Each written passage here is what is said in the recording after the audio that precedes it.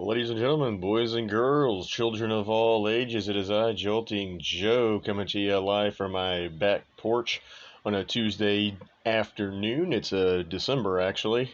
December. Is today Pearl Harbor Day? No, tomorrow's Pearl Harbor Day. Today is the 6th, and so today is the 6th, and it's 82 degrees here in Houston, Texas, right now. Texas. What are you drinking? What are you smoking? First of all, I've got a Rocky Patel 1990. This is one of my favorite Rocky Patels. The 90, the 92, and the 2003, and also too the 99 Connecticut. Like all the numbered ones are really good. They're some of my favorites. So that's what we're smoking. And then, all right. So for the next probably I don't know 8 shows, I'm gonna be drinking some Goose Island Bourbon County because I've got a lot of this stuff, but I got it it's a little warm outside, so if it's a stout, it's not going to hurt to get warm. But this is last year's Goose Island Bourbon County. They do these are seasonal. They come out right around Thanksgiving or after Thanksgiving for Black Friday. And so this is last year's. I do have this year's as well, and I have some variations of this. So like I said, for the next 8 shows, this is what you're going to be seeing me drink because I've got a lot of this. I got a lot of this, so cheers, everybody. And to what's next? Okay. All right, here we go. Oh, yeah. Black Gold, Texas tea. Okay, well, maybe not Texas tea, but you know what I'm saying. All right. Oop. Hold on a second. Okay. All right. All right, 2021 Bourbon County. All right, cheers. Mm. Mm. Mm-hmm. Mm-hmm. Mm. Mm. Fuck, that's good. All right. Oh shit, that's good. All right. But yeah, Goose Island. Goose Island used to be an independent brewery. It's out of Chicago. Now it's owned by Anheuser-Busch. Like a lot of craft breweries. But it's really good beer. And but the Bourbon County is so it was let's see, notes of vanilla, toffee, chocolate, burnt sugar, and dried fruit. That's about right. But yeah, and then yeah, barrel aged and bottled in bourbon, the original bourbon barrel aged stout. It is delicious. And that's last year's 2021. Okay. Also, you might know some missing some facial hair here. I had a little Victorian Charles Dickens Christmas Carol festival down in Galveston called Dickens on the Strand. I did my chops, and then I shaved my chin, I shaved my mustache, just went to the chops, and then I was like, okay, this stuff. All right, time to go.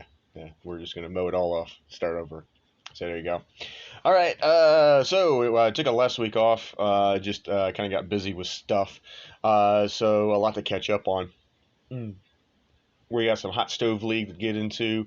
We got some World Cup to get into, and we've also got football to get into. So why don't you say we get into it? All right. So first of all, let me pull up my phone here. I'm gonna go to Espen because that's usually the best place to go with all these with all this fun stuff. Hold on. What do we got here? This just popped up as I was talking to y'all. Where'd my Twitter go? With who, you bastard? Let's see. Ow. Of course. Anyway, that's nothing. That's Ben Verlander gravy training off of Justin Verlander. We'll get to that later. All right. And let's see here. Real quick. And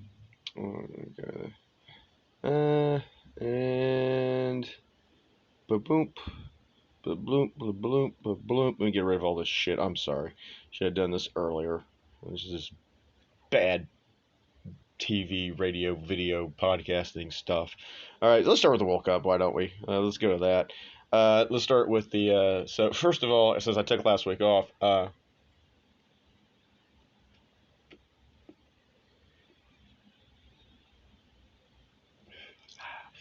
since I took last week off, the United States to get a group play had to beat Iran. And if you do not follow the Iron Sheik on Twitter, you're missing out, dude. Guy's a freaking national treasure when it comes to Twitter. Just calls everybody jabroni. All of his tweets are all caps. Uses a lot of other four-letter words. But the Iron Sheik, if you're not a wrestling fan, is actually Irani. He is from Iran, and he was a amateur wrestler on the Olympic team for Iran. And then he came to the United States because of a professional wrestler, wrestled back in the 80s with Hulk Hogan and all those guys. But anyway, so he was kind of, tweeting about the game too, because he was Iran versus United States. The United States did win 1-0. Almost blew it at the end. But they advanced to the knockout round, long story short. So this past Saturday, the United States played the Netherlands in the knockout round, the round of 16. And I'm just gonna say this: we're probably shouldn't get too deep down in this or anything, but the U.S. had plenty of chances to score goals. They just didn't. And then of the 3 goals that they gave up, one of them was just a damn good goal. I mean, it was just a well-designed play. It was a good goal. It wasn't anything. That's the one you just tip your hat and say, all right, we're good. Then the U.S. gave up. They hit 45 minutes. There was only 1 minute, only 1 minute of stoppage time there at the end of the first half. So you figure, okay, U.S. is going to get out of this okay. As soon as they announced stoppage time is 1 minute, I shit you not, about 15 seconds in the stoppage time, the Dutch score, and it was just bad defense. It was really bad defense. The U.S. should not have allowed that goal. Even the goalkeeper was like, what the fuck, dude? Where the fuck you at? I can only do so much. Fuck you. But it was on him. And then the second and the third goal I gave up too, because they came back. U.S. did put a goal in the back of the net, made it 2-1. Within the third and final goal they gave up, it was just, once again, it was just bad defense. So the U.S. of course is knocked out. All right, so they're done. All right, but the World Cup, good news, will be in the U.S. in 4 years. World Cup games will be played here in Houston. I do plan on going. I've never been to a World Cup. I want to go to a World Cup. It should be a hell of a lot of fucking fun. Let's go. Continuing with the round of 16, Argentina on Saturday defeated Australia 2-1, so Argentina will be moving on. And then on Sunday, France defeated Poland 3-1. England shut out Senegal 3-0. And then on Monday the 5th, Japan and Croatia tied at 1. Went to penalty kicks in that one. Croatia advances 3-1 on penalty kicks. Brazil all over South Korea 4-1. And then today, right now, as I'm talking to you, Portugal is all over Switzerland, 5-1 in the 69th minute. And Morocco and Spain earlier. Morocco played Spain to a 0-0 tie. They then go to penalty kicks, and Morocco defeats Spain on penalties 3-0. So they are out of it. So right now, the way that the quarterfinals are shaping up, it will be Croatia and Brazil tomorrow at 9 a.m. Netherlands and Argentina. I'm kind of rooting for Argentina. I'm just like to see Messi get a World Cup. That's all I'm rooting for, really. And then Morocco is going to be playing. It looks like it's going to be Portugal. Portugal's kicking the shit out of them right now. So it's going to be Morocco and Portugal. And then a good old-fashioned 100-year war rivalry on Saturday. It's the English. It's the French. All right, and at 1 o'clock. So there's your quarterfinal matches. But that means that if Argentina does win and Brazil does win, it's going to be Argentina and Brazil in the semis. That's going to be, that's going to be tough. So we'll see what happens. France, reminder, the defending World Cup champion from 2018 in Russia. So there you go. There's your World Cup. Like I said, U.S. I mean, that U.S., like I said, I mean, I watched the whole game. They had plenty of opportunities. There was a couple near misses that they had, just couldn't get. I mean, they're just not there yet. I mean, maybe they get a couple pieces and stuff. And I'm gonna hear some other people talk too. You know, the thing about the U.S. and soccer, it's because we have here in the United States so many other sports. I mean, you've got football, baseball, basketball. You've got hockey. I mean, you know, if you want to skate, I mean, you've got you know that. Um, and of course, soccer too. Uh, so we got all these, but we've got all these sports. I mean, it's a sports heavy country that we have. Fucking auto racing and shit too. So we got the sports heavy. So a lot of the best athletes that would play soccer if we were in a different country and all we had was soccer, or if we just had two sports like baseball and soccer or basketball and soccer. A lot of them grow up to either go into the to either they either want to play football, American football, or or they're playing basketball. Really, I mean, because baseball players probably really aren't going to be soccer players. I mean, just because the way that's kind of a different skill set.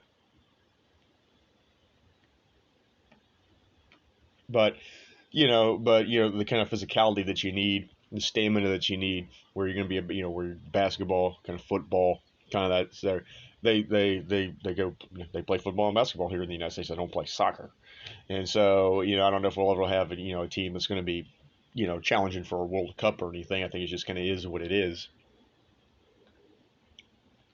But that's the World Cup. Let's see here. Let's go to NCAA football. We had an interesting weekend last weekend. So well, since we took it on, let's do this because this was rivalry week. Just real quick. Ole Miss ended up losing. That was an upstate. Unranked Mississippi State beat them. Texas ended up beating Baylor. Let's see. Tulane beat Cincinnati. And then North Carolina lost to NC State. UCLA won, Florida State won, Georgia won, Michigan kicked the shit out of Ohio State 45-23. Then Clemson lost to South Carolina. Kentucky beat Louisville, and that was an upset. Bama won, and then Oregon State beat Oregon. That was an upset. TCU won. Penn State won. Utah won. A&M beat LSU. That was an upset. UCF won, and then Notre Dame lost to USC. Tennessee beat Vandy. Kansas State won, beat Kansas, and Washington beat Washington State. So moving to right, so we go to the conference championship games last week. So the Pac-12 championship game played in Vegas, and it was Utah and USC. Good thing I didn't bet money on this game. I tell you what, because I would have taken SC all day, every day. And oh, is that not all right? Come on. Saved it.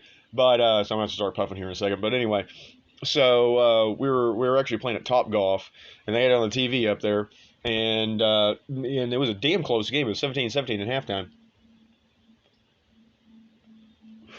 So so we do some other stuff. We're kind of chit chatting, blah blah blah, not really paying attention. I get home, I'm cracking beer, I'm talking to a friend of mine, I'm doing dishes and shit, and then I go to bed. And when I go to bed, I get an ESPN update that says Utah has defeated USC 47-24. I'm like, what the fuck happened in that game? I go to it. USC scored 30 points in the second half. And USC did not. And they scored 30-7 in the second half. And so SC was ranked number 4, ousted by the Utah Utes. Then we get to Saturday, and we've got number 3 TCU in the Big 12 championship game taking on number 10 Kansas State. That game goes to overtime. K-State ends up upsetting TCU 31-28. And so number 3 and number 4 both get upset on championship weekend.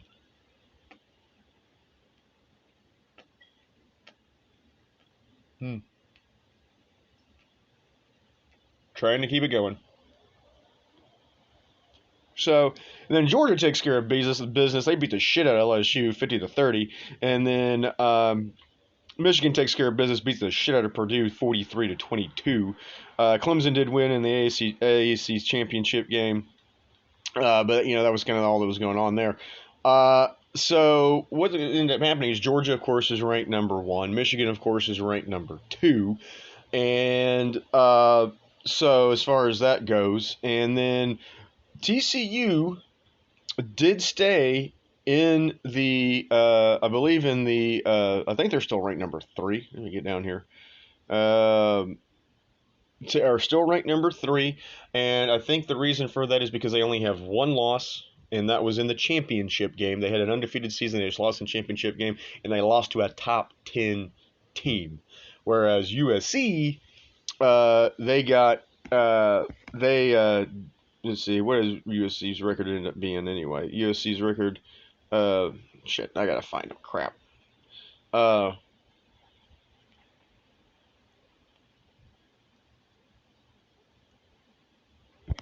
Right, I know they're in a goddamn bowl. I was gotta find them on this bowl list. They gotta be in like a New Year's. There it is. They fell to number 10. Utah moved up to number 8, but SC does have 2 losses now. So with the 2 losses, SC got bounced. Like I said, TCU only with the 1 loss, and then Ohio State only with the 1 loss moved up. So there's your top 4: Michigan, Ohio State, TCU, and Georgia. Georgia, I think, should be the favorite. But the national semifinals will be played on New Year's Eve. It's going to be TCU and Michigan. They will be playing in the Fiesta Bowl out there in Glendale, where the Cardinals play. And then the Peach Bowl, which is going to be basically a home game from Georgia, there in Atlanta, is going to be against Ohio State and Georgia. Give me Michigan, give me Georgia. And then the national championship game is going to be, I think it's supposed to be in LA, I believe, as far as that goes. So there you go. Oh, God damn it. All right, now let me just get this, use my big lighter here, kind of get this going again. I just didn't get I don't think I was sucking enough. All right, so we can get this going here.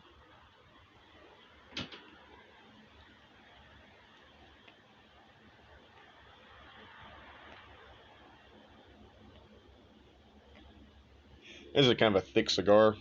It takes sometimes it'll take them a little while to get going. But anyway, there you go. All right, so there's your kind of your college football recap there. And then let's see here, NFL. NFL is getting kind of interesting. And since we took a week off, I'm gonna go back to week 12 on Thanksgiving.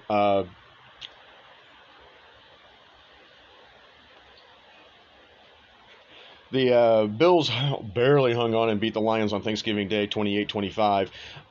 The Giants got me a backdoor cover on Thanksgiving, but they lost to the Cowboys 28-20. And then the Vikings dispatched the Patriots 33-26. My Commanders beat the Falcons 19-13. And then the fucking Buccaneers lost to the Browns in overtime, 23-17. That was a weird game. Bengals beat the Titans. Of course, the Dolphins beat the Texans. Dolphins were up 30-0, and that didn't score in the second half. Just beat the Texans. Still got the cover. Jets beat the Bears. Panthers beat the Broncos. Jags beat the Ravens. That was kind of a shocker. And we'll get to them in a second. Chargers edged out the Cardinals. Raiders beat the Seahawks in overtime with a walk-off again. Josh Jacobs with a long run. Chiefs beat the Rams. Niners the Saints. And the Eagles all over the Packers. And then the Steelers beat the Colts. Fast forward to this week. It was past Sunday.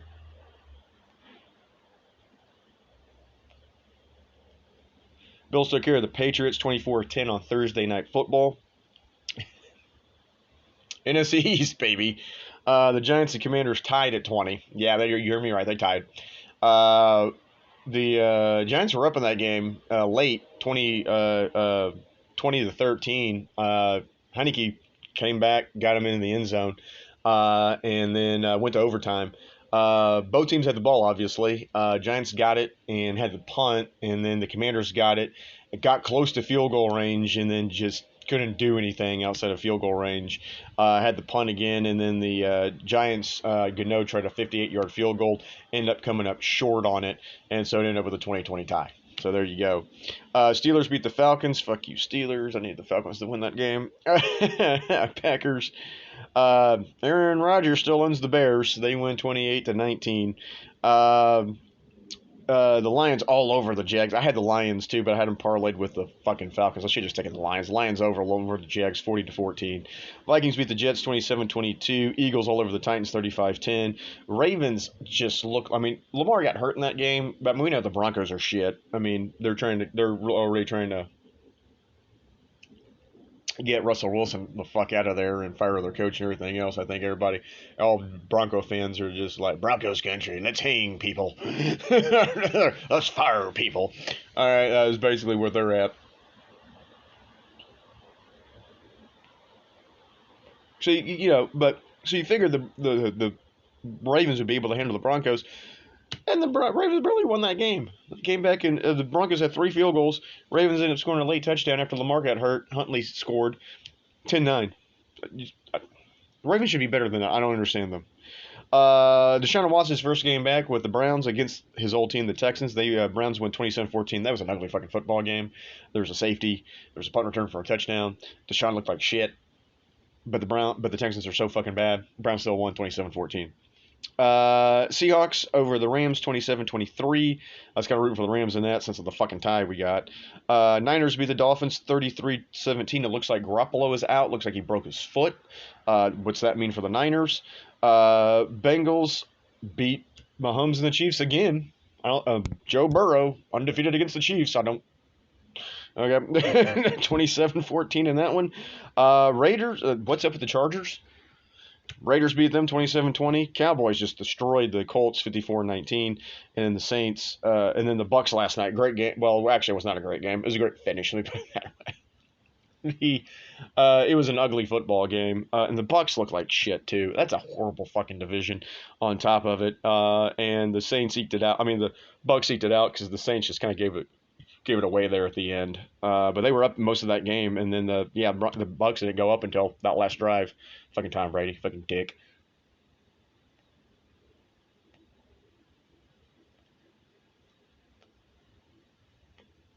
So, yeah. Anyway, whatever. Yeah. Buddy might have money on that game too. He's like, and I'm glad I didn't bet it because I try not to chase money anymore. So I was like, fuck, I lost my parlays. Like, I'll just wait till next week. And because I thought about taking the Bucks. He took the Bucks, and they won by 1 point and didn't cover, and they won. And he is Tom Brady. Yeah, so there you go. All right, so so moving on to this week. Before we get in the hot stove here, we got the Raiders and Rams on Thursday night. We got Jets, Bills, Browns, Bengals, Texans, Cowboys. That line's at 17, by the way. Take Dallas. Jesus Christ. Vikings, Lions, Jaguars, Titans, Eagles, Giants, Ravens, Steelers, Chiefs, Broncos, Bucks, Niners, Panthers, Seahawks, Dolphins, Chargers, Pats, Cardinals. In that one, quick look at the standings here, and quick look at the standings here. I'm going to do the playoffs too. Playoff standings here. So in the AFC, you got Buffalo leading the East. KC is leading the West. Baltimore the North. Tennessee the South. And then your 3 wild cards right now would be Cincinnati, Miami, and the Jets. Patriots still hanging in there at 6-6. Chargers still hanging in there at 6-6 as well. Moving to the National Football Conference, the NFC. We've got Philly leading the East. Minnesota leading the North. San Francisco currently hanging on to the West, but with that injury to Garoppolo, we'll see how that goes. And then Tampa in the worst division in football at 6-6, leading the NFC South. Dallas and the Giants are in the wild card right now at Seattle. They have their percentage points ahead of Washington because of that fucking tie.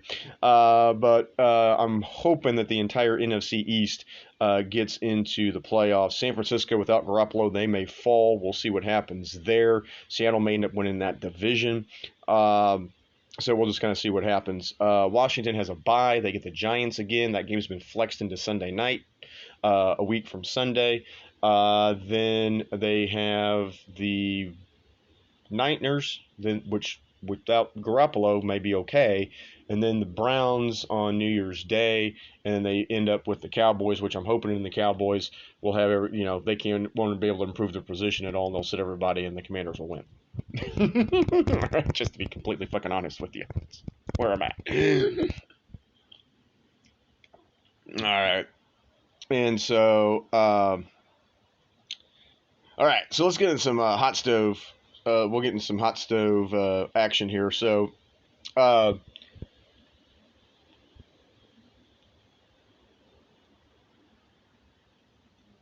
right. So first, number one. Let's see. Judge is still out there. Basically, there's you know. We'll see where he goes. I know he's talked to the Giants. Of course, he's talked to the Yankees. He's going to get $300 million probably, but where? Don't know. And then yesterday, of course, Justin Verlander signs with the Mets. Verlander was looking for a Schwarzer deal. He basically got one. JV got 2 years, $86 million, with an option for a third year. And as an Astros fan, I'm completely fine with not re-signing him. $43 million for a 40-year-old pitcher is way too much fucking money. Actually, it's just too much money for a pitcher fucking in general. But the Mets are going to be paying Verlander $43 million next year. They're going to be paying Schwarzer $43 million next year. So they're going to have $86 million of their payroll is going to go to two pitchers. By the way, one who will be 40, one who will be close to 40, and then on top of that, they pitch every fifth day. If Justin Verlander, let's just say he had 28 starts with the Astros this year. Let's just say he gets 30 starts next year. He's going to be making over $1 million a start. A start. Now, if you want to pay Aaron Judge $40 million, I have no problem with that. At least Aaron Judge plays every fucking day. All right, Aaron Judge is going to give you some defense out there in right field. Aaron Judge is going to fucking hit for you. Aaron Judge is going to be playing probably 150 games a season, not 30. What the fuck, man? Like, I mean, seriously, like, what the fuck? Like, I mean, I know Cohen's got a shit ton of money, but are you seriously going to pay that much money to a player that's going to do that? And the Rangers gave DeGrom a shit ton of fucking money, which I'll try and find here too, to do that. I think he got a 5-year deal, all right, for like $80-something million. I think he's getting 37 a year. I think is what DeGrom's getting, something like that. Player, I think it's close to 40, and he's got an injury history.